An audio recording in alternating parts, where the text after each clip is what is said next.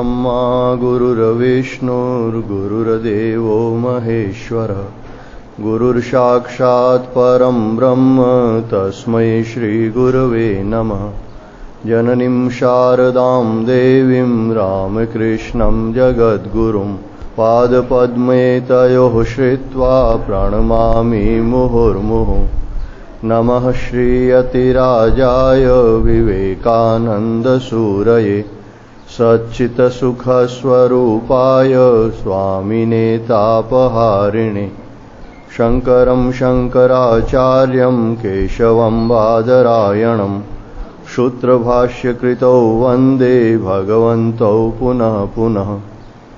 ॐ विघ्नेश्वराय वरदाय सुरप्रियाय लम्बोदराय सकलाय जगद्धिताय नागाननाय श्रुतियज्ञविभूषिताय गौरीसुताय गणनाथ नमो नमस्ते।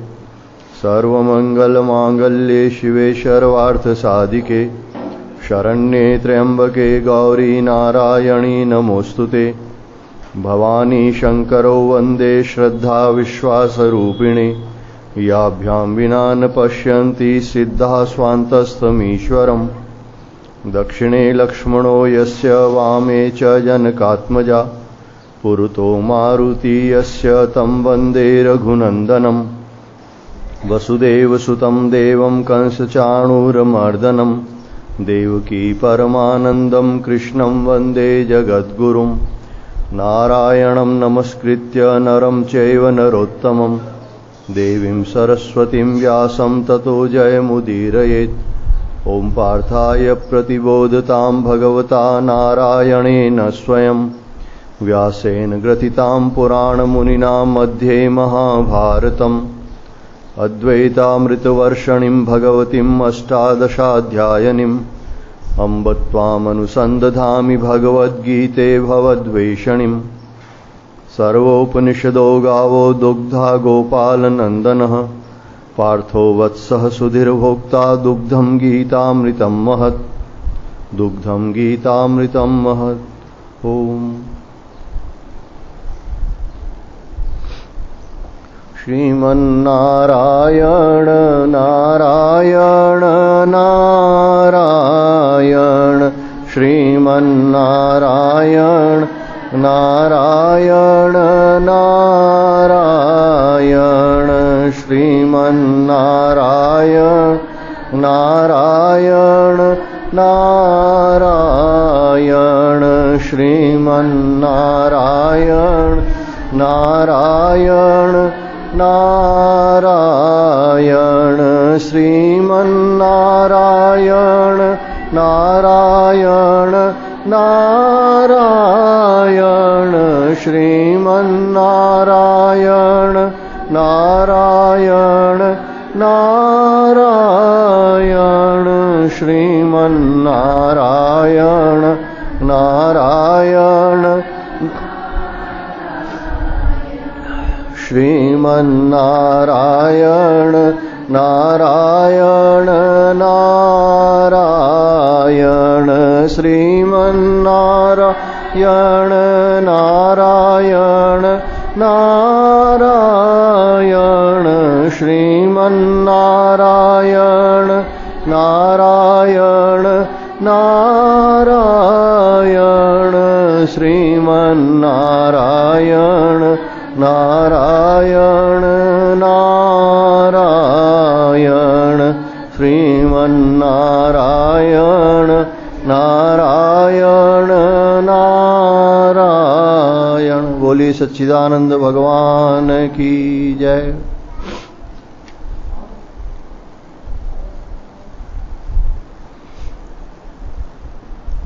वंदनीय संत चरणों में प्रणाम।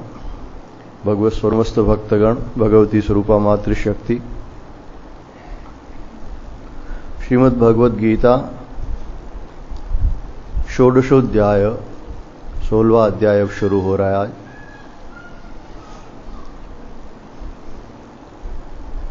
सातवें अध्याय में भगवान ने कहा था कि जो सुकृति जन हैं वो मेरा भजन करते हैं, जो दुष्कृति जन है, यानी जो दुष्कर्म करने वाले हैं, वो मेरा भजन नहीं कर सकते। फिर 9वें अध्याय में फिर भगवान ने ये कहा था कि जो देवी प्रकृति वाले व्यक्ति हैं वो मेरा भजन करते हैं, जो आसुरी प्रकृति के, राक्षसी मोहिनी प्रकृति को धारण किए हुए हैं, ऐसे व्यक्ति मेरा भजन नहीं करते। तो इस प्रकार भगवान ने ये बताया कि जिसमें देवी संपदा है, देवी प्रकृति है, वो मेरा भजन करके मुक्त हो जाते हैं, और आसुरी प्रकृति वाले भजन नहीं कर पाते, इसलिए जन्म मरण के बंधन में पड़ते हैं। लेकिन इस देवी संपदा और आसुरी संपदा को विस्तार से नहीं बताया गया। देवी संपदा में से जो कुछ गुण हैं, जो दूसरे अध्याय में स्थित प्रज्ञ के लक्षण बताए, 12वें अध्याय में भक्तों के लक्षण बताए, 13वें अध्याय में जो ज्ञान के साधन के रूप में बताए गए, 14वें अध्याय में गुणातीत के लक्षण बताए, वो बहुत कुछ देवी संपदा के ही लक्षण हैं। लेकिन ज्ञानी के साधन पद्धति के अनुरूप ज्ञान के साधन बताए। भक्ति के एक जो भक्त के लक्षण होते हैं उसमें थोड़ा सा अंतर बताया, मुख्यतः वही लक्षण है, लेकिन भक्त का जो एक स्वभाव होता है साधना के समय वो अलग प्रकार का होता है, ज्ञानी का कुछ अलग प्रकार का होता है। ये साधन की जो विधि है उसके कारण थोड़ा थोड़ा परिवर्तन है। जैसे भक्त में मैत्र करुण एवच आदि जो बताया, मित्रता करुणा आदि, जबकि ज्ञान के साधनों में एकांतवास आचार्योपासनम आदि ये जो उपाय बताए। तो इस प्रकार थोड़ा थोड़ा अंतर था। लेकिन इस 16वें अध्याय में भगवान ने इस देवी संपदा और आसुरी संपदा का विस्तार से एक तो वर्णन किया, और देवी संपदा के भी जो मुख्य मुख्य गुण जिनके द्वारा कोई भी साधक चाहे किसी भी मार्ग से जाए परमात्मा प्राप्ति कर सकता है, इसलिए उन गुणों को बताया। और दूसरा ये भी है कि ये विस्तार से देवी संपदा और संपदा को जानकर मनुष्य इस देवी संपदा को अपनाए, यानी देविक गुणों का पालन करे, और जो आसुरी संपदा है उसका त्याग करे। एक तरह से ये दर्पण है जिसके अंदर हम अपना अपना मुंह देख सकते हैं कि इसमें से कितनी देवी संपदा हमारे अंदर है और कितनी आसुरी संपदा है। ओम श्री परमात्मने नमः। अथ षोडशोऽध्यायः। श्री भगवान उवाच अभयं सत्त्वसंशुद्धिर्ज्ञानयोगव्यवस्थितिः दानं दमश्च यज्ञश्च स्वाध्यायस्तप आर्जवम्। श्री भगवान कहते हैं अभयम सत्व संशुद्धि, इसमें सबसे पहला जो देवी संपदा का लक्षण भगवान ने बताया है वो कहते हैं अभयम, निर्भयता। जो भय होता है वो क्यों होता है और कैसे मुक्त हो सकते हैं, पहले भी थोड़ा थोड़ा वर्णन तो इसका आया है। लेकिन हमारी जो कोई प्रिय वस्तु होती है या कोई प्रिय व्यक्ति होता है, और सबसे प्रिय हमें अपना खुद का शरीर लगता है, तो इसका कहीं अनिष्ट नहीं हो जाए, इसका कहीं वियोग नहीं हो जाए, ये जो आशंका रहती है एक, उसके कारण मन में एक व्याकुलता, घबराहट सी बनी हुई रहती है। इसी को हम भय कहते हैं। एक तो जो हमारे प्रिय व्यक्ति हैं या जो प्रिय वस्तु हैं, और या हमारा शरीर जो सबसे प्रिय है, ये कहीं छूट नहीं जाए, इसको कहीं हानि नहीं पहुंच जाए, ये जो आशंका है उसके कारण भय लगा रहता है। इस कारण से मृत्यु का भय ही सबसे बड़ा भय है, जो रोग के रूप में हो सकता है, चाहे हिंसक जानवर के रूप में, सांप बिच्छू के रूप में, कोई भूत प्रेत के रूप में। ये सारे भय हैं वो इसीलिए होते हैं कि मृत्यु नहीं हो जाए, या कोई दुष्ट लोग, चोर डकैत वगैरह, उनके फंदे में हम नहीं पड़ जाए। फिर जो थोड़ा भय होता है वो अपमान का भी होता है, संसार में हमारी प्रतिष्ठा नष्ट नहीं हो जाए, कोई हमें अपमानित नहीं करे, हमारी निंदा नहीं हो। तो इस प्रकार से भी जो घबराहट होती है ये सारा भय कहलाता है। और इस भय से हम कैसे बच सकते हैं? हमारी श्रुति भगवती कहती है कि द्वितीयाद वे भयम भवति, दूसरे से भय होता है, उपनिषद कहते हैं ये बात। तो जो ज्ञान की दृष्टि से सब में एक परमात्मा को देखते हैं, एक ब्रह्म के अतिरिक्त और दूसरा कुछ भी नहीं है, एक तो उन्हें भय नहीं होता। जो स्वयं को शरीर नहीं मान के स्वयं को आत्मस्वरूप परमात्मा का अंश मानते हैं, ये शरीर है वो प्रारब्धवश हमें मिला है, इसकी आयु निश्चित है, जन्म से ही इसकी आयु निश्चित हो जाती है, और जब मरने का समय आता है तो पास में कितने ही वैद्य डॉक्टर खड़े हों उसे कोई बचा नहीं सकता। और मृत्यु नहीं आई है तो ऊपर से गिरने पर भी कोई व्यक्ति मरता नहीं है, अगर इस प्रकार से विचार करे, विवेक करे, तो उससे भी मनुष्य भय से मुक्त हो जाता है। या जो भगवान के शरणागत हैं, भगवान मेरे रक्षक हैं, ये मेरे इष्ट देव हैं, हर जगह विराजमान हैं, ऐसा कोई स्थान नहीं है जहां भगवान नहीं है। भगवान ने अनेक भक्तों की रक्षा की है, ध्रुव जी की, प्रहलाद जी की। जंगल में गए थे 5-6 साल के ध्रुव जी, प्रहलाद जी की तो कितनी विपत्तियों से रक्षा की, मीरा जी की रक्षा की, तो वही हमारे रक्षक हैं। ऐसा मानकर भी मनुष्य भय से मुक्त हो सकता है जो भगवान के शरणागत है। क्यों भगवान ने स्वयं ने कहा है कि जो मेरे शरण आ जाता है, शक्रिद, जो वाल्मीकि रामायण प्रयोग हुआ है, शक्रिद मतलब एक बार भी जो हृदय से भगवान को ये कह देता है कि मैं आपके शरण में हूं, भगवान राम जी वहां कहते हैं कि मैं उसको सब भूतों से अभय कर देता हूं, तो भगवान की शरणागति से भी ये भय जाता है। और आत्मभाव में रहने से, मैं आत्मस्वरूप हूं, देह अपने प्रारब्ध के अनुरूप मिला है, नष्ट होगा, इससे भी भय जाता है। तो निर्भय रहना चाहिए। हाँ, कोई ऐसे भी हैं जिनसे भय करना चाहिए। किससे करना चाहिए? या तो ईश्वर से, पाप कर्मों से भय करना चाहिए कि पाप कर्म नहीं हो हमसे, माता पिता से, गुरु से, ईश्वर से, शास्त्र वचनों से, संतों से, बोले इनकी अवहेलना नहीं हो, इनके प्रति कोई अपराध नहीं हो, हम अपनी मर्यादा में रहें और किसी भी प्रकार से पाप कर्म नहीं बने, पाप के प्रति कोई आसक्ति नहीं हो, तो ये तो भय अच्छा है, इससे तो मुक्ति होती है। लेकिन ये जो शरीर को लेकर जो भय होता है कि ये शरीर बना रहे, इससे मैं सुख भोगूं, ये है बंधन कारक होता है। तो भगवान देवी संपदा में सबसे पहले इस अभय को कहते हैं कि निर्भय रहना चाहिए मनुष्य को, भगवान के शरणागत होकर और हमेशा पाप कर्मों से बचते हुए निर्भय रहना चाहिए। क्योंकि ये जो भय है ये यहां तक ही नहीं जाता, साधना की उच्च स्तर तक ये भय जाता है।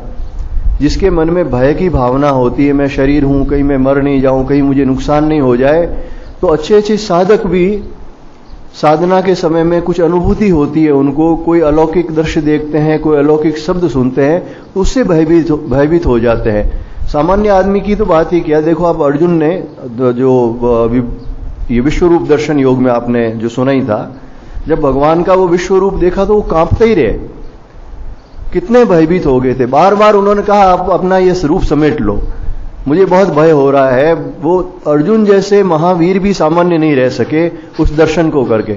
स्वामी विवेकानंद जी का आता है, जब पहली बार वो श्री ठाकुर से मिलने गए और उन्होंने उनका स्पर्श किया तो एकदम वो घबरा गए। उन सामने से सारा दृश्य, सारा संसार है वो लुप्त होने लगा, समाधि में वो विलीन होने लगे, शरीर है वो जैसे जा रहा है। तो उस समय एकदम से भयभीत होकर विवेकानंद जी चिल्ला उठे, अरे अरे आप क्या कर रहे हो, मेरे घर पे मेरे माता पिता हैं। मतलब एक तरह की घबराहट होती है, ये अच्छे अच्छे साधकों में हो जाती है। तो इसलिए भगवान यहां अभयम को पहली देवी संपदा कहते हैं कि हमेशा इस देह भाव से ऊपर उठकर और किसी प्रकार का पाप कर्म न करते हुए भगवान के शरण होकर स्वयं को आत्मस्वरूप ईश्वर का अंश मानते हुए मनुष्य को निर्भय रहना चाहिए। अभयम सत्व संशुद्धि, दूसरा जो गुण बताया भगवान ने, सत्व संशुद्धि यानी अंतःकरण की शुद्धि। वैसे हमारे उपनिषद कहते हैं आहार शुद्धो सत्व शुद्धि। जिसका आहार शुद्ध है उसकी सत्व शुद्धि हो जाती है, उसका अंतःकरण निर्मल हो जाता है। अब आहार का मतलब एक तो भोजन है, भोजन तो पवित्र होना ही चाहिए, सात्विक भोजन हो, भगवान को निवेदित करके ग्रहण करें। लेकिन इतने से ही चित्त शुद्ध नहीं होता। भाष्यकार भगवान श्री शंकराचार्य जी कहते हैं कि आहार शुद्धि का मतलब है हमारी इंद्रियों के सभी आहार शुद्ध हों। हम जो देख रहे हैं वो सात्विक वस्तु है या नहीं, कोई ऐसी राजसिक तामसिक वस्तु तो नहीं देख रहे हैं, ऐसा कोई दृश्य तो नहीं देख रहे हैं जिसके कारण हमारा अंतःकरण है वो मलिन हो जाए। जो हम सुन रहे हैं ये सात्विक शब्द है या नहीं, हम सत्संग की बात सुन रहे हैं, कोई भजन कीर्तन सुन रहे हैं, कोई अच्छी बात सुन रहे हैं, तब तो मन निर्मल रहेगा। अगर हम बुरी बातें सुन रहे हैं, गंदी बातें, अश्लील बातें सुन रहे हैं या किसी की निंदा सुन रहे हैं, तो उससे हमारा मन है वो अशुद्ध होगा। तो ये जो श्रोत इंद्रिय हैं ये शुद्ध शब्द ग्रहण करे, मुंह जो जीवा है ये शुद्ध आहार ग्रहण करे, ये नेत्र इंद्रिय है वो शुद्ध दृश्य ग्रहण करे, जो स्पर्श इंद्रिय है वो भी अनावश्यक रूप से किसी का स्पर्श नहीं करे, वो भी शुद्ध सात्विक वस्तु का ही स्पर्श करे। जैसे हम रुद्राक्ष की माला से जप करते हैं, तुलसी की माला से जप करते हैं, ये कुश के आसन पर बैठकर साधन भजन करते हैं, तो उससे हमारा मन निर्मल रहता है। और जो रासिक तामसिक वस्तुएं हैं उनका स्पर्श करने से हमारा मन है, अंतःकरण है, वो दूषित हो जाता है। वैसे ही जो सूंघने की घ्राण इंद्री, जो पंचम इंद्री, जो 5 मुख्य ज्ञान इंद्री कही गई है, तो उसमें भी सुगंध भी जैसे हवन की सुगंध है, धूप है, दीपक है, इनकी सुगंध से मन प्रसन्न होता है, अंतःकरण शुद्ध होता है। लेकिन जो रासिक तामसिक गंध है उनसे हमारा अंतःकरण दूषित होता है। तो सत्व शुद्धि, दूसरा भगवान ने जो दैविक संपदा का लक्षण बताया वो है सत्व शुद्धि, अंतःकरण की निर्मलता। तीसरा कहते हैं ज्ञान योग व्यवस्थिति। अगर साधन में देखा जाए तो ये सबसे ज्यादा प्रभावशाली है। ज्ञान योग व्यवस्थिति, 2 शब्द प्रयोग किए हैं भगवान ने, ज्ञान और योग। यानी एक तो जो शास्त्र से, आचार्य से, सत्संग से हमने जो ज्ञान प्राप्त किया है, जो विवेक प्राप्त किया है, उसमें स्थित रहना, व्यवस्थिति यानी उसमें एक निश्चयात्मक बुद्धि होनी कि हमें क्या करना है, क्या नहीं करना है, हमने सुना है इतना, तो उस पर मनन करके एक तो उस ज्ञान में स्थित रहना।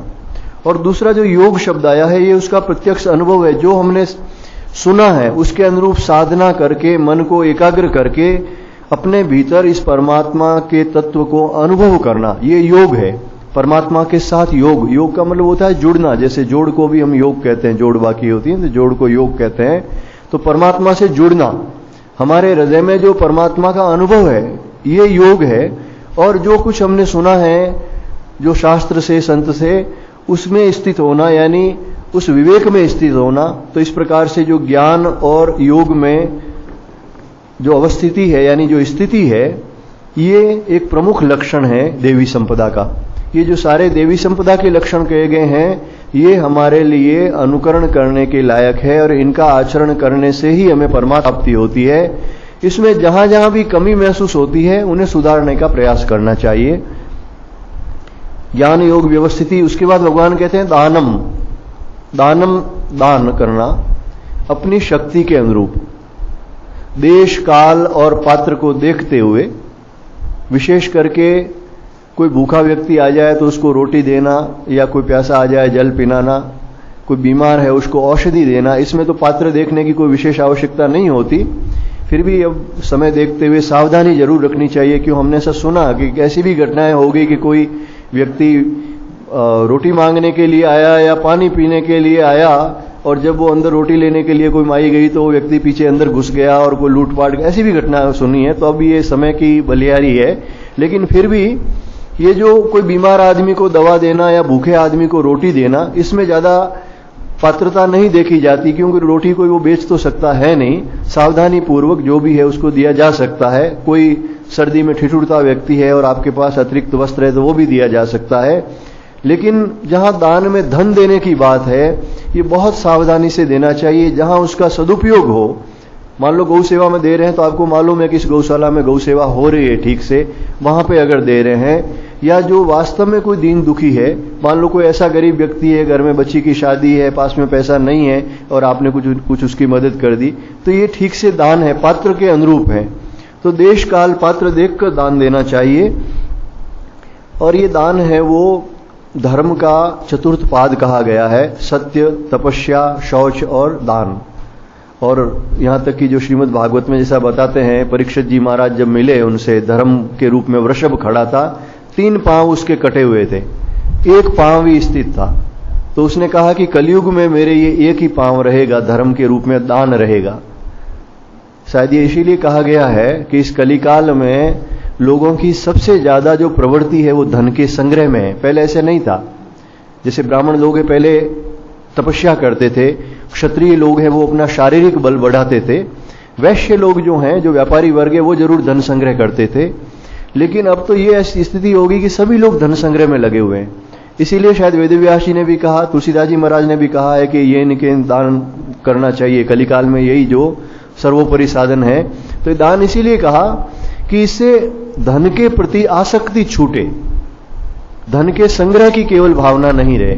लेकिन ऐसे जगह पर भी दान नहीं करना चाहिए जहां धन का दुरुपयोग होता है और व्यर्थ का पाप छड़ जाता है। ऐसा होता है, ऐसी कई घटनाएं भगवान श्री रामकृष्ण देव कहते थे कि कोई व्यक्ति अन्न क्षेत्र चला रहा था, वहां पर दान दे रहा था और वहां कोई कसाई ने आकर भोजन किया जो गाय को लेकर जा रहा था, और उस पाप के कारण उस अन्नदान देने वाले को बहुत कष्ट भोगना पड़ा, नरकादि भोगना पड़ा।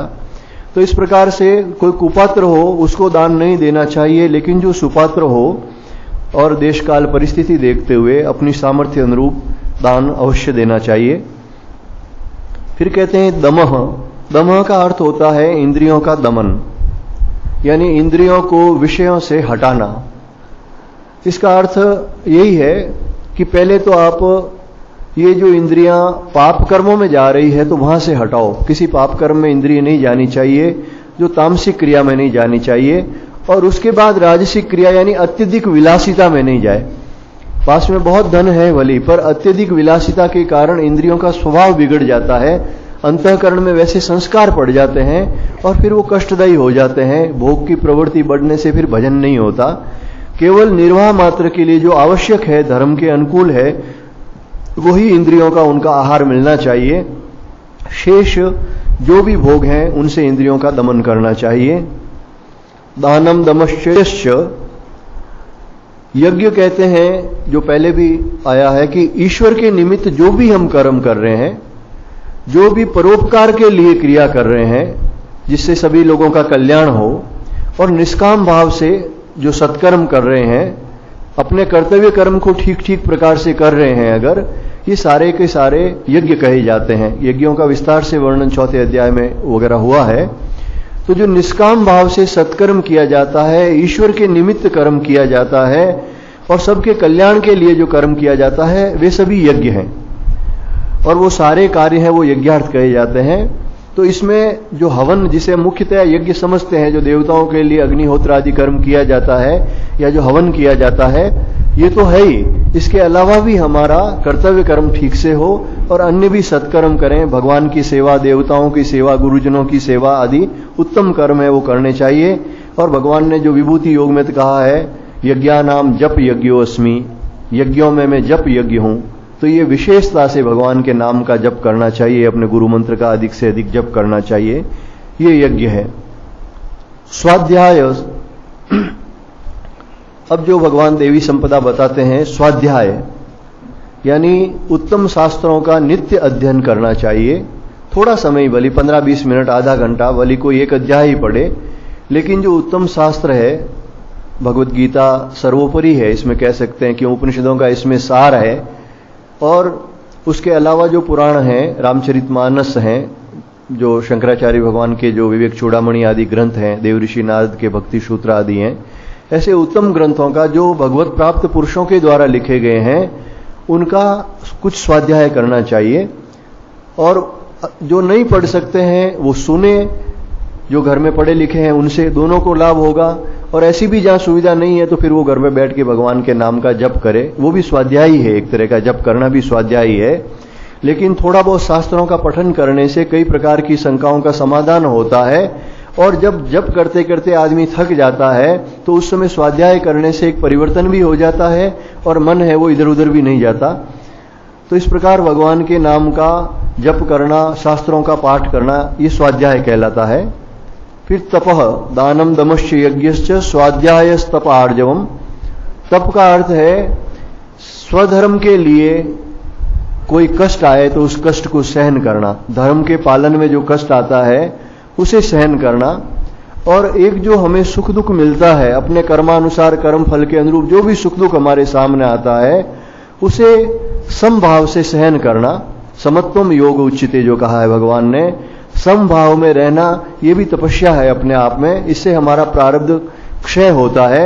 उसके प्रति तीव्र प्रतिक्रिया करने से, यानी तीव्र रूप से हर्षित होने से या दुखी होने से एक नया संस्कार बैठता है। समभाव से उसे सहन करने से वो प्रारब्ध है वो समाप्त हो जाता है। और आर्जवम, आर्जवम का अर्थ है सरलता। अंतःकरण जिसका सरल हो, शरीर इंद्रियां सरल हो, लेकिन इसमें मुख्यतः आर्जवम का अर्थ हृदय की सरलता से ही है यानी जो मन में कुटिलता है, किसी को धोखा देने की इच्छा वगैरह होती है, वैसा नहीं हो। जैसा मन हो वैसा ही मुख से रहे, वैसे ही बातचीत करे। शारीरिक रूप से भी विशेष जो कोई दिखावा आकड़ आदि नहीं हो। तो ये आर्जवम है, जिनके मन में कोई कपट गांठ नहीं है। नारायण स्वामी कहते हैं, कपट गांठ मन में नहीं और सबसों सरल स्वभाव, नारायणता भगत की लगी किनारे नाव। जिनका सरल स्वभाव है और मन में कपट नहीं है, उसकी नाव किनारे लग जाती है, यानी वो इस भवसागर से पार उतर जाता है। अहिंसा सत्यम क्रोध त्याग शांतिरपैशुनम दयातेश्वलोलुप्तम मार्दवम ह्रीर चापलम। अब भगवान कहते हैं अहिंसा, किसी भी प्राणी को मन से, वचन से, शरीर से कष्ट नहीं देना, सबको अभय प्रदान करना, यह अहिंसा है। जहां तक हो सकता है इस अहिंसा का पालन करना चाहिए। मन से, वाणी से किसी को भी कष्ट नहीं देना चाहिए और सबके कल्याण की भावना हमेशा करते जाना चाहिए। सत्यम यानी सत्य बोलना, जैसा आपने देखा है, जैसा सुना और समझा है, वैसा का वैसा आगे कहना, यह सत्य है। वैसे सत्य के साथ प्रिय भी बोलना चाहिए, कटु वचन भी नहीं कहने चाहिए। अगर सत्य हो, हितकारी हो अगले व्यक्ति के लिए, तो भी शालीनता से, प्रियता से उसे समझाया जा सकता है। कई बार कटु बात होती है, उसको भी अगर प्रेम पूर्वक समझाते हैं तो उतनी कटु नहीं लगती है। कई लोग कहते हैं हम तो सत्य बोलते हैं, इसलिए वो तुरंत एकदम कटु बात कह देते हैं जो अगले व्यक्ति के मन में बहुत आघात करती है। उस प्रकार से नहीं कहना चाहिए, पर सत्य बोलना चाहिए, यथार्थ बोलना चाहिए। सत्य है वो भगवान श्री रामकृष्ण देव कहते हैं ये कलिकाल की तपस्या है। अगर सत्य में कोई स्थित हो जाए तो भगवान की गोद में जैसे बैठा है। फिर अक्रोध, यानी अगर कोई व्यक्ति आपके प्रति अपराध कर ले, कोई अपमान कर ले, थोड़ा कष्ट दे दे, अपकार कर ले, तो हम अपने कर्म फल को समझते हुए और उसके प्रति ऐसा भाव नहीं रखें कि इसका बुरा हो, इसका अहित हो। तो क्रोध को दबाकर रखना जो है वो अपने आप में एक देवी संपदा है। ये सामान्य व्यक्ति इसको दबाकर नहीं रख सकता, लेकिन फिर भी अधिक नहीं रखना चाहिए क्रोध। जैसा श्री ठाकुर कहते थे कि जो सत्पुरुष होते हैं, संत लोग होते हैं, उनमें भी आपने कई बार देखा होगा ऋषियों को भी क्रोध आ जाता है वगैरह, लेकिन उनके मन में क्या था? जैसे दुर्वासा जी ने जिसको भी श्राप दिया, आपने देखा होगा उन सबको परमात्मा प्राप्ति हुई। पुराणों में आप देख लो, दुर्वासा जी को बहुत क्रोधी ऋषि माना जाता है, लेकिन जिन जिन को दुर्वासा जी ने श्राप दिया उन सबको भगवत प्राप्ति हुई। उनके श्राप में ही कल्याण की कामना थी। तो वो लोग अहित नहीं करते। श्री ठाकुर कहते हैं कि संत का क्रोध है वो पानी की लकीर है। दूसरे का हित हो इसलिए कई बार क्रोध करते हैं, लेकिन उनके मन में किसी के प्रति दुर्भावना नहीं होती कि इसका बुरा हो जाए। तो पानी के ऊपर आप लकीर खींचते हो, थोड़ी देर बाद पानी शामिल हो जाता है, उतनी देर के लिए उनका क्रोध रहता है। जो सामान्य आदमी है उसका क्रोध कहते हैं बालू की लकीर होती है। वो भी जो अच्छा पुरुष होता है, थोड़ा विवेकी है, जैसे रेत में आप लकीर खींचते हो तो कुछ घंटे रहेगी, 1-2 दिन भी रह सकती है, लेकिन अंततः वो ठीक हो जाती है। वो भी अपने हृदय के अंदर ज्यादा दुर्भाव नहीं रखते। लेकिन कहते हैं जो दुष्ट पुरुष है उसका क्रोध लोहे की लकीर होती है। जिंदगी भर वो उसको अपने अंदर मतलब रखता है हृदय के अंदर कि मरने के बाद भी मैं इसको नहीं छोड़ूंगा, मेरी 7 पीढ़ी तक इसे दुश्मनी रखेगी। इस प्रकार का जो भाव है ये दुष्टों का भाव है। तो इस प्रकार का क्रोध कम से कम नहीं होना चाहिए। सत्पुरुषों का क्रोध हो, घर में मान लो कोई बच्चे बदमाशी करते हैं, क्रोध आता है, डांट दिया, फटकार दिया, लेकिन उसमें हित की भावना होती है, इसलिए वो क्रोध अधिक देर टिकता नहीं। दूसरे लोग भी अगर हमारा अपमान कर ले, अपकार कर ले, तो यही सोचकर कि हमारे कर्म फल के अनुरूप हमें थोड़ा अपमान मिल गया, और अगर हम उसका प्रतिकार नहीं करेंगे तो उसके मन में अपनी गलती भी समझ में आ जाएगी। लेकिन गृहस्थ में रहते हुए कई बार कोई दुष्ट पुरुष अगर दुष्टता कर रहा है, जैसे कोई लूटने के लिए आ गया है, हथियार लेके आ गया, इनको आतताई कहते हैं। कोई आग लगाने के लिए आ गया, कोई लूटने के लिए आ गया, या कोई घर में बहन बेटी का अपमान कर रहा है, तो उसको दंडित करना चाहिए। आतताई को तो मारने में भी कोई पाप नहीं है, ऐसा हमारे शास्त्र कहते हैं। लेकिन सामान्यतया छोटी छोटी बातों के लिए क्रोध नहीं करना चाहिए। मन में दूसरे के प्रति अहित की भावना है वो नहीं रखनी चाहिए। अहिंसा, सत्य, अक्रोध, त्याग, जो त्याग शब्द भगवान ने कहा है। अब त्याग किस चीज का करें? सबसे पहले तो पाप कर्मों का त्याग करें। ये तो सबसे पहले होना चाहिए साधक के मन में कि मुझे किसी प्रकार का पाप कर्म तो करना ही नहीं है, झूठ आदि का त्याग करें। और उसके बाद में जो भगवान ने निष्काम कर्मयोग में कहा है, आसक्ति का त्याग। जहां भी तीव्र आसक्ति है, ये मेरा खास है, इसके बगैर मैं रह नहीं सकता, उस आसक्ति का त्याग कर दें। वो ही बंधन का कारण है। जो जितना खास है वो उतना ही बंधन का कारण है। सब भगवान के द्वारा हमको अपने कर्म फल के अनुरूप मिले हैं, उनके प्रति अपना कर्तव्य निभा लें, उनके प्रति, सबके प्रति एक समान प्रेम रखें, इसमें कोई दोष नहीं है। परिवार के जितने सदस्य हैं उनके प्रति भी, मित्रों के साथ भी, सबके साथ प्रेम पूर्वक बर्ताव करना, लेकिन किसी में तीव्र आसक्ति नहीं रखना। तो ये आसक्ति का त्याग भी त्याग है। और अंत में जो ज्ञान योग में कहा गया है, देहात्म बुद्धि का त्याग, ये उससे भी बड़ी बात है कि मैं ईश्वर का अंश हूं, मैं आत्मस्वरूप हूं, मैं देह नहीं हूं। इस प्रकार इस देहात्म बुद्धि का भी त्याग करना, ये उससे भी उत्तम बात कही गई है। तो इनमें से सबसे पहले दुष्कर्मों का त्याग करना चाहिए, फिर आसक्ति का त्याग करना चाहिए, और फिर इस देहाभिमान का भी त्याग कर देना चाहिए। मैं करता नहीं हूं। जो इन इंद्रियों से, मन, शरीर से जो भी क्रिया हो रही है, कर्म फल अनुरूप हमें जो सामने मिल रही है परिस्थिति, और ये सब प्रकृति के अंदर ही क्रियाएं हो रही है, मेरा जो स्वरूप है, आत्मस्वरूप है, वो नित्य परमात्मा का अंश है। इस प्रकार से देहाभिमान का भी त्याग करने का प्रयास करना चाहिए। उसके बाद भगवान कहते हैं शांति ही। जिसके हृदय में शांति है वो ही परमात्मा का दर्शन हृदय में कर सकता है। और शांति तभी आती है जब भीतर राग द्वेष नहीं है। जहां तीव्र आसक्ति है या किसी के प्रति तीव्र द्वेष भाव है, शत्रुता का भाव है, तब तक शांति आ नहीं सकती।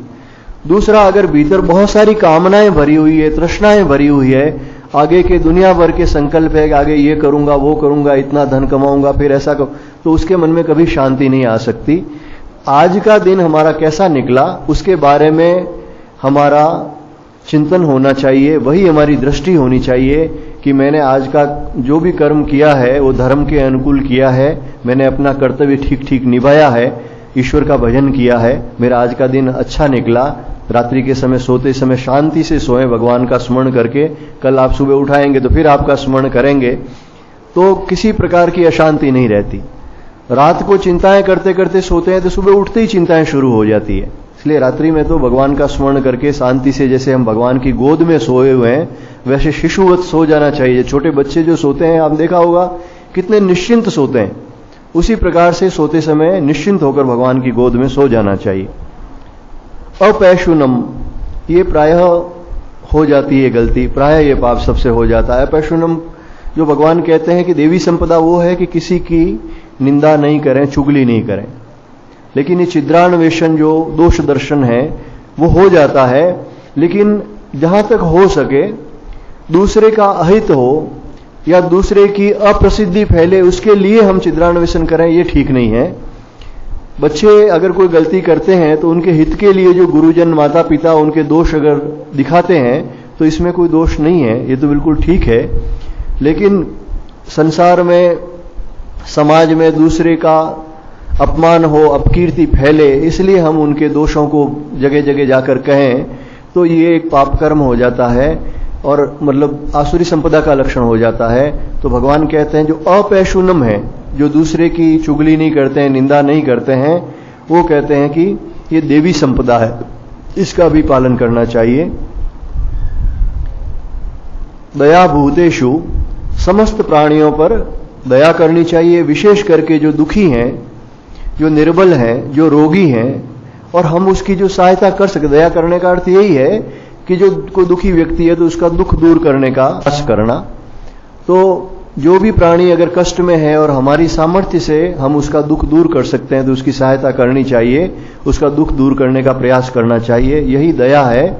और इसका ही जो उत्तम रूप है वो, जैसा स्वामी विवेकानंद जी कहते हैं, शिव भाव से जीव की सेवा करो। सब में भगवान विराजमान है, उस दृष्टि से कोई दीन दुखी हमारे सामने आया है और हमारी सामर्थ्य है तो उसका दुख दूर करने का जो प्रयास इस दृष्टि से करना चाहिए कि हम भगवान की ही सेवा कर रहे हैं। अलौलुकत्वम, अलौलुकत्वम का मतलब होता है कि लालच नहीं होना। ये देवी संपदा जो है, भीतर कोई लालच नहीं होने पर भी जब कोई वस्तु हमारे सामने आती है, कोई व्यक्ति सामने आता है जिसको देखने से या उसको प्राप्त करने की इच्छा होती है, ये जो लालच है इसे लोलुपत्वम कहा गया है। यानी कोई इंद्रियां जिस विषय के साथ संयोग करती है, जिसको देखते हैं सुनते हैं, तो उसको प्राप्त करने की तुरंत इच्छा हो जाती है। वो धर्म अनुकूल प्राप्त करने योग्य है या नहीं है, या हमें उसकी आवश्यकता है या नहीं है, इसको सोचे बगैर तुरंत ये जो ललचाता है जीव, ये जो लालच है, ये लोलुपत्वम है। और इसका जो विरोधी जो अलोलुपत्वम कहा है, ये एक तरह की उपरति है। यानी हृदय के अंदर एक ऐसा भाव रहता है, समभाव, भगवान का भजन करते हैं, जो है उसमें हम संतुष्ट हैं, तो उसमें ये जो विषय भोग की इच्छा है ये नहीं होती, उसकी तरफ मन जाता नहीं। नारायण हरि भजन में ये पांचों न सुभात, विषय भोग निद्रा हंसी, जगत प्रीत बहु बात, ये चीजें फिर सुहाती नहीं, विषय भोगों की तरफ मन नहीं जाता। ज्यादा गपशप करने की, बहु बात जो कहा है, बहुत अधिक बातें, लोग गप्पे मार रहे, चलो हम भी जाके बैठकर गप्पे मारते हैं, इस प्रकार की इच्छा नहीं होती। व्यर्थ में जो हंसी मजाक विनोद में समय वो बर्बाद नहीं करते। एक परमात्मा में उनकी स्थिति होती है। इसलिए संसार में जहां जहां ये आकर्षण होता है, धन का आकर्षण, विषय भोगों का आकर्षण, हंसी मजाक का आकर्षण, व्यर्थ की बातों का आकर्षण, वहां उसका आकर्षण नहीं होता। इसी को उपरति कहा है, इसी को अलोलुपत्वम कहा है। तो ये एक देवी संपदा है। मार्दवम, मार्दवम का अर्थ होता है मधुरता, मृदुता। व्यवहार में जो एक मिठास होती है, आप देखते हैं एक कुछ ऐसे व्यक्ति होते हैं जिनसे बात करने की इच्छा होती है, यानी वो बात करते हैं तो बहुत मधुरता से बातचीत करते हैं, उनके अंदर एक शालीनता होती है, संस्कार होते हैं, और एक इतनी कटुता से बातचीत करते हैं। या इससे भी बुरी बात, कई बच्चों को मैंने देखा है यहां पर, आपस में बातचीत कर रहे हैं तो सिवाय गाली की बात नहीं होती उनकी, हर जैसे शब्द में गाली निकलती है। ऐसा सुना मैंने बच्चों को बातें करते हुए। बहुत ही बुरी बात है ये। जो वाणी में मृदुता नहीं है, जिसके मधुरता नहीं है, तो ये एक बहुत बड़ा अवगुण हो जाता है। ये आसुरी संपदा के कारण होता है। और ये जो मधुरता है, जिसके स्वभाव में मधुरता है, जो अच्छे वचन बोलता है, प्रेम से बोलता है, मधुर वाणी में बोलता है, ये मृदुता है, वो देवी संपदा है।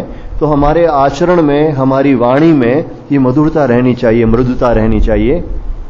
और री शब्द का अर्थ होता है लज्जा, जिसे कहते हैं लोक लज्जा। एक शास्त्रों में जो बातें कही गई है उनका पालन करना, यानी शास्त्र से विरुद्ध कर्म करने में लज्जा जिसे कहते हैं।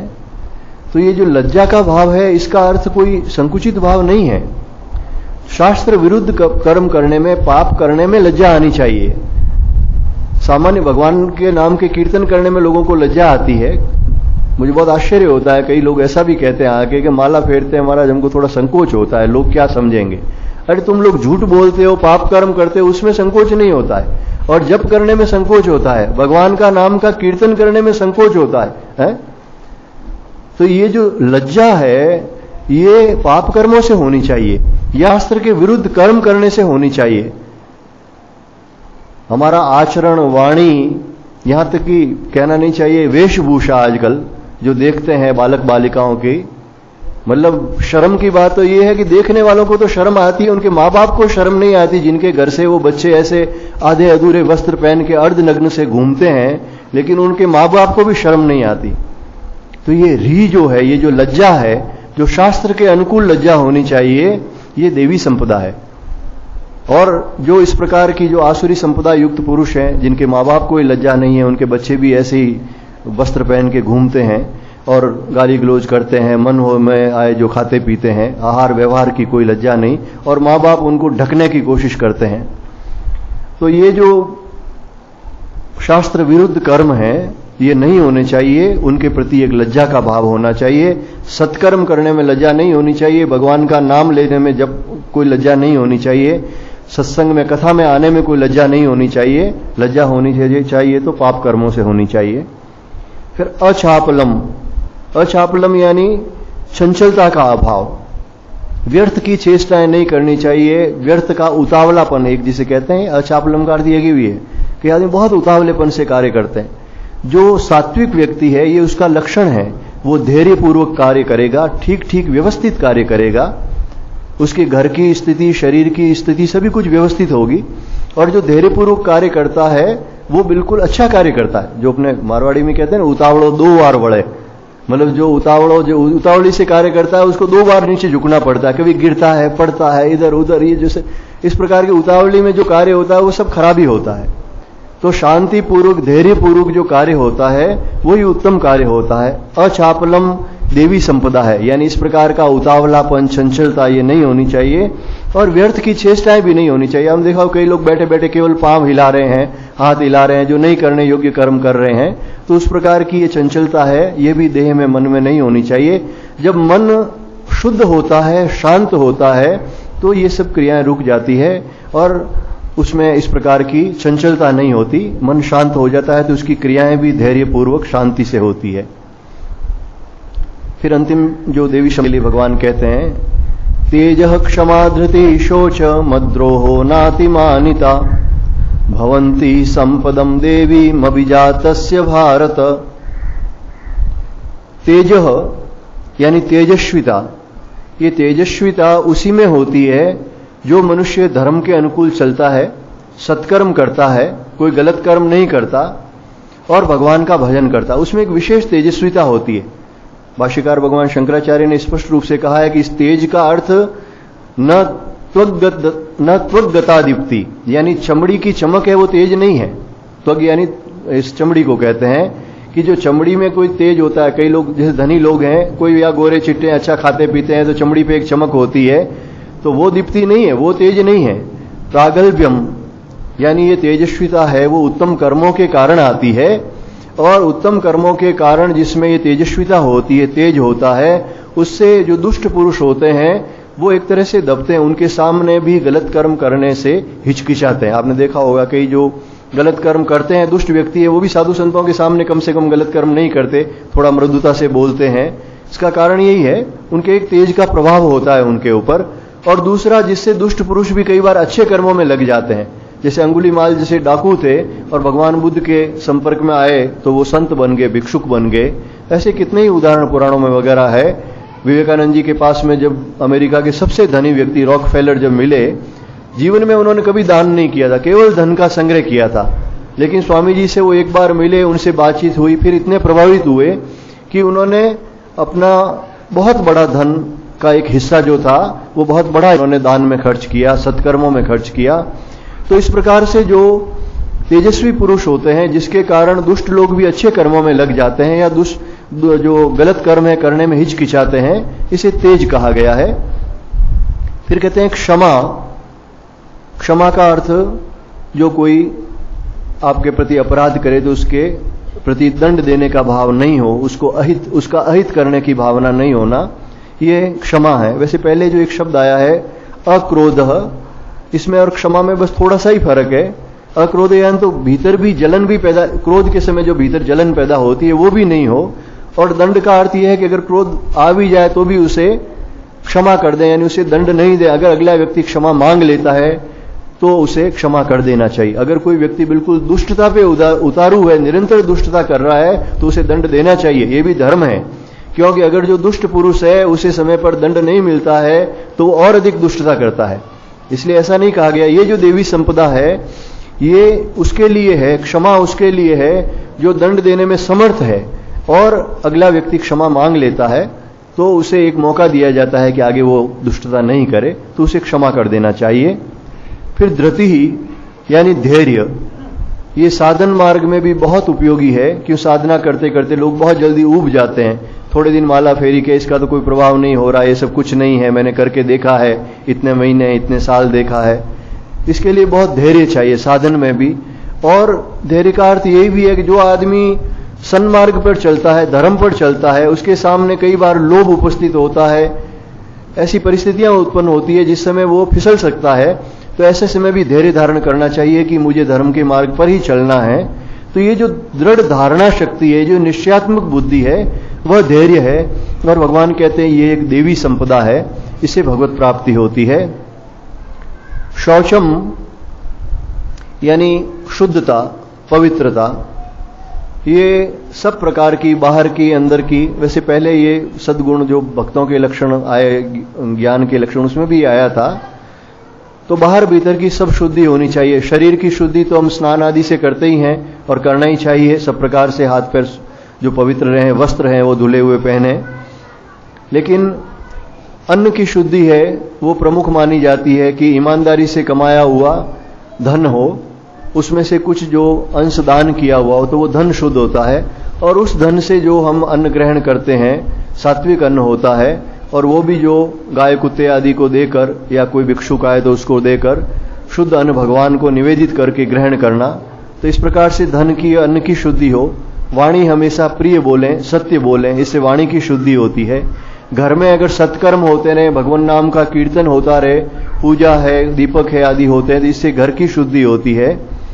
तो इस प्रकार से अंदर बाहर सब प्रकार से शुद्ध रहना चाहिए। यहाँ शौचम शब्द का अर्थ बाहर की शुद्धि लिया है, क्योंकि इसके पहले जो सत्व संशुद्धि करके अंतःकरण की शुद्धि का भगवान ने पहले ही वर्णन कर दिया है देवी संपदा में, दूसरा जो लक्षण था।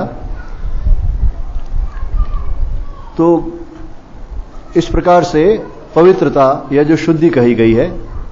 उसके बाद अद्रोह, यानी किसी के प्रति शत्रु भाव को न रखना।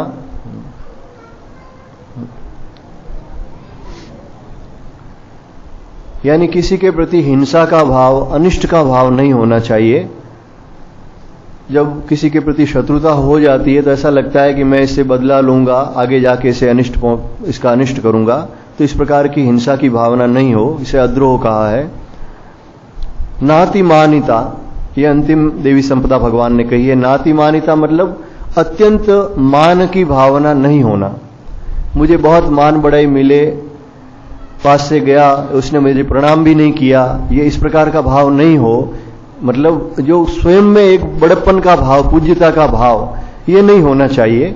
सामान्य रूप से स्वाभिमान सभी व्यक्तियों में होता है और होना चाहिए भी सही, लेकिन अति पूज्य का भाव कि लोग मुझे बड़ा समझे और मुझे मान दे, श्रेष्ठता का ये जो भाव है, ये अतिमानिता है, वो नहीं हो। तो नातिमानिता यानी अतिमानिता का नहीं होना, ये देवी संपदा कही है।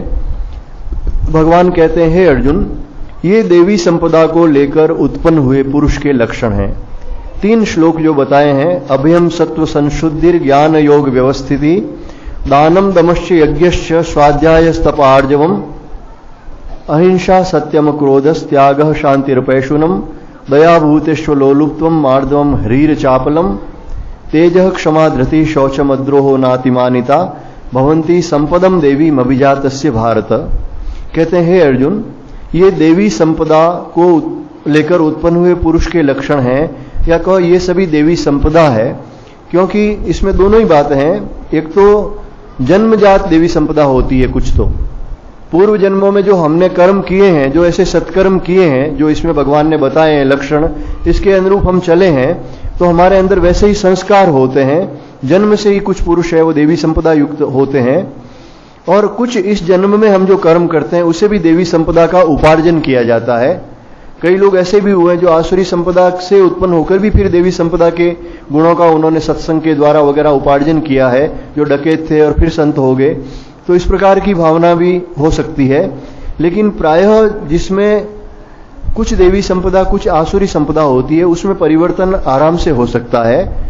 जो पूर्णतया देवी संपदा युक्त होकर जन्म लेता है उसका प्रायः पतन नहीं होता जीवन में, और जो पूर्णतया आसुरी संपदा लेकर, जो ये राक्षस लोग जैसे प्रकार के थे, वैसी आसुरी संपदा लेकर जो उत्पन्न होते हैं, उनके सुधार की गुंजाइश कम होती है। ये जरूर होता है, इसलिए भगवान ने देवी संपदा और आसुरी संपदा को अलग से बताया।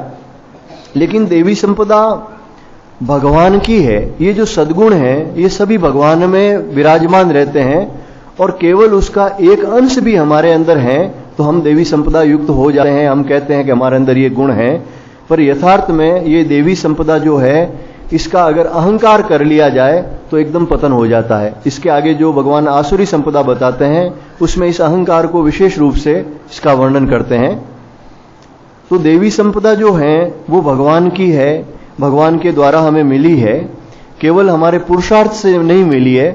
ऐसा मानने से तो पतन नहीं होता है। और अगर ये मान लिया जाए कि ये जो देवी संपदा है ये मैंने अपने शक्ति से, सामर्थ्य से, तपस्या से अर्जित की है, मेरे अंदर ये गुण हैं, तो उसका पतन हो जाता है। जैसा मानस में आपने देव ऋषि नारद का जो पढ़ा होगा, ये पुराणों में कथा है कि जब देवऋषि नारद ने जहां पर तपस्या की थी, जहां देवऋषि नारद को ये अहंकार हो गया कि मैंने काम को जीत लिया है, तो वो वही गुफा थी, वही स्थान था जहां कहते हैं भगवान शिव ने तपस्या की थी। भगवान शिव समाधिस्थ हुए थे और उनके तीसरा नेत्र खुलने से जहां काम भस्म हो गया था, ये वही स्थान था। वहां जाकर देवऋषि नारद जैसे ही बैठे, उनके मन को बहुत शांति मिली, तुरंत समाधिस्थ हो गए, क्योंकि वहां भगवान शिव पहले ही तपस्या कर चुके थे। और उन्होंने ये माना कि मैंने काम को जीत लिया, मेरा पुरुषार्थ था, इसके कारण ही मैंने जीता। और उसके बाद जो उनकी क्या दुर्गति होती है, मतलब भगवान ने खैर अंत में तो उनको बचा ही लिया, लेकिन जिस प्रकार से वो विश्व मोहिनी के चक्कर में पड़े, विवाह करने की इच्छा हुई और वो खटक उनकी गई नहीं। जब भगवान ने सारी माया निवारण कर ली, वो कथा सब आप जानते हैं, मैं कोई विस्तार से नहीं करना चाहता उसको, लेकिन जो भगवान ने जब माया निवारण कर और अंत में जो जहां पे नहीं रमा तह राजकुमारी, जब न लक्ष्मी जी थी न तब राजकुमारी थी, एकमात्र निरंजन भगवान ही रह गए वहां पर, तब देवऋषि नारद उनके चरणों में गिरे और उन्होंने माफी भी मांगी कि मैंने ये जो आपको दुर्वचन कहे ये गलत किया। और फिर भगवान ने कहा, जपऊ जाए शंकर सतनामा हो ये हृदय तुरंत विश्रामा। आप जाके भगवान शंकर जी के नाम का जप करो, इससे हृदय में विश्राम होगा। लेकिन हम देखते हैं ये सारी घटना होने के बावजूद भी अरण्य कांड में, रामचरितमानस में आप पढ़ेंगे, अरण्य कांड में अंत में जब सीता जी का हरण हो जाता है, तब देवऋषि नारद के मन में ये बात आती है कि शायद मेरे श्राप के कारण ही उनका हरण हुआ, मैंने भगवान को कष्ट दिया। तो वो वहां जाते हैं वन में। अब भगवान ने तो जो विलाप करने की लीला करनी थी वो कर ली थी, और उसके बाद में बैठे परम प्रसन्न कृपाला भगवान वहां एक वृक्ष के नीचे परम आनंद से बैठे हुए थे। वहां देवऋषि नारद जाते हैं, संतों के लक्षण पूछते हैं, लेकिन देवऋषि नारद फिर भी वहां ये प्रश्न करते हैं कि भगवान उस समय आपने मेरी शादी क्यों नहीं होने दी। ये कहीं न कहीं खटक रह गई उनके मन में। माया निवारण कर दी, फिर भी कहा कि आपने उस समय मेरे उस राजकुमारी से विवाह क्यों नहीं होने दिया। फिर भगवान ने कहा कि ये जो भक्त हैं मेरे, ये मेरे छोटे बालक की तरह हैं। जैसे माँ बच्चे की रक्षा करती है कि आग की तरफ नहीं जाए, चाकू की तरफ नहीं जाए, तो इसी तरफ मैं नहीं चाहता था कि तेरा पतन हो जाए, इसलिए मैंने तेरी रक्षा की। लेकिन कहीं न कहीं उनके मन में तो ये बात रह ही गई कि मेरा विवाह क्यों नहीं होने दिया। तो ये जो देवी संपदा है भगवान ने जो बताई है, इसको लेकर अहंकार नहीं करना चाहिए। अगर अहंकार करते हैं तो इससे पतन हो सकता है, फिर आसुरी संपदा में जा सकते हैं। अब आज यहीं विराम देते हैं, क्योंकि 7-8 मिनट रहे हैं, और जो कल एक नया कार्य जो शुरू किया है 15वें अध्याय का ये स्वाध्याय।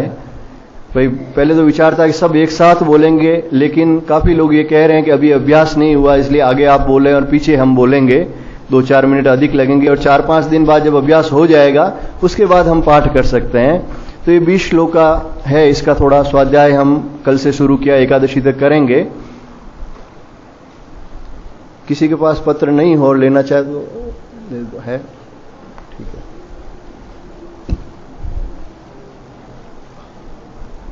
ओम श्री परमात्मने नमः।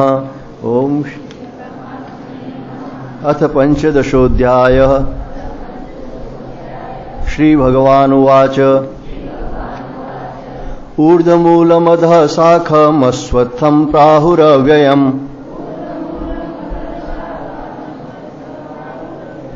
छन्दांसि यस्य पर्णानि यस्तं वेद स वेदवित्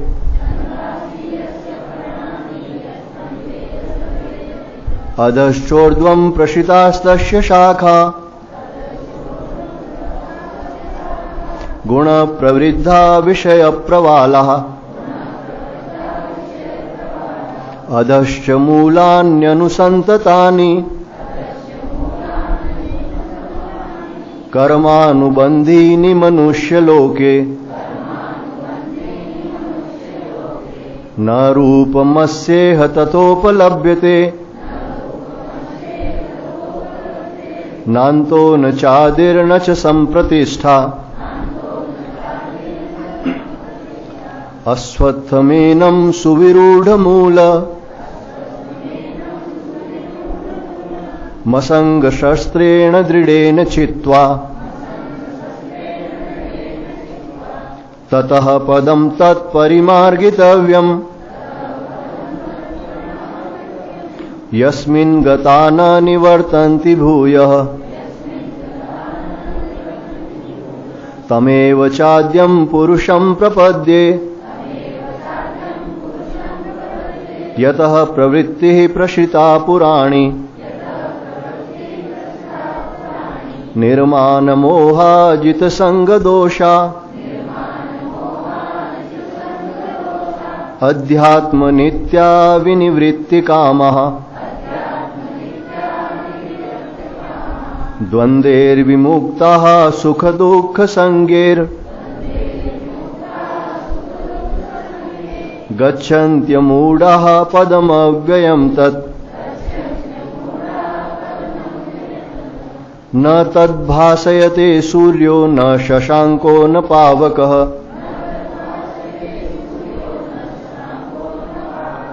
यद्गत्वा न निवर्तन्ते तद्धाम परमं मम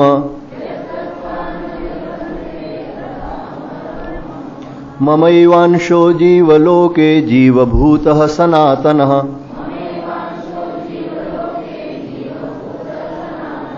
मनः षष्ठानि इन्द्रियाणि प्रकृतिस्थानि कर्षति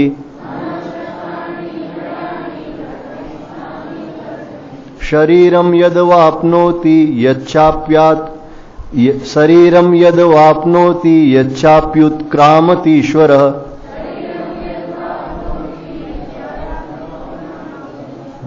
इसको आधे शब्द में जैसे यच्छाप्युत ऐसा बोलेंगे, यच्छाप्युत क्रामतीश्वरः ऐसे बोलें तो आराम से हो जाएगा। शरीरम यद वाप्नोति यच्छाप्युत क्रामतीश्वरः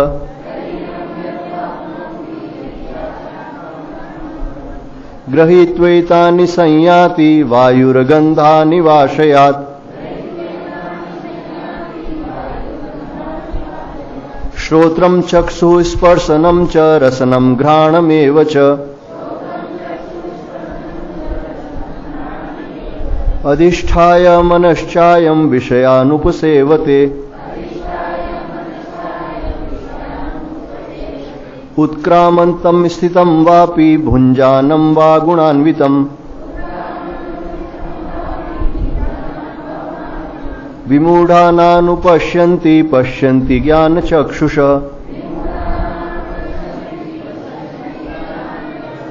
यतन्तो योगिनश्चैनं पश्यन्त्यात्मन्वस्थितम्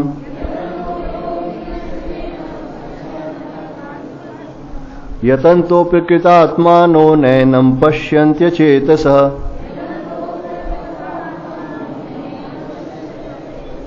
यदादित्यगतं तेजो जगद्भासयतेऽखिलम् यच्चन्द्रमसि यच्चाग्नो तत्तेजो विद्धि मामकम् गामाविश्य च भूतानि धारयाम्यहमोजसा पुष्णामि चौषधिः सर्वः सोमो भूत्वा रसात्मकः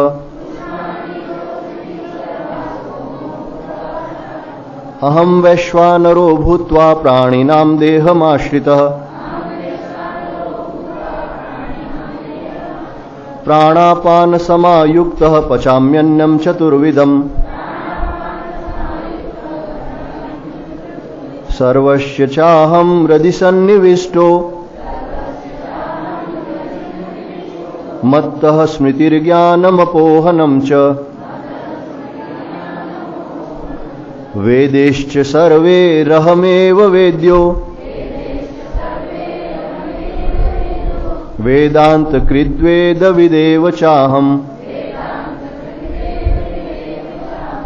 द्वाविमौ पुरुषौ लोके क्षरश्चाक्षर एव च क्षरः सर्वाणि भूतानि कूटस्थोऽक्षते उत्तमः पुरुषस्त्वन्यः परमात्मेत्युदारतः यो लोकत्रयमाविश्य बिभ्रत्यव्यय ईश्वरः यस्मात् क्षरमतीतोऽहमक्षरादपि चोत्तमः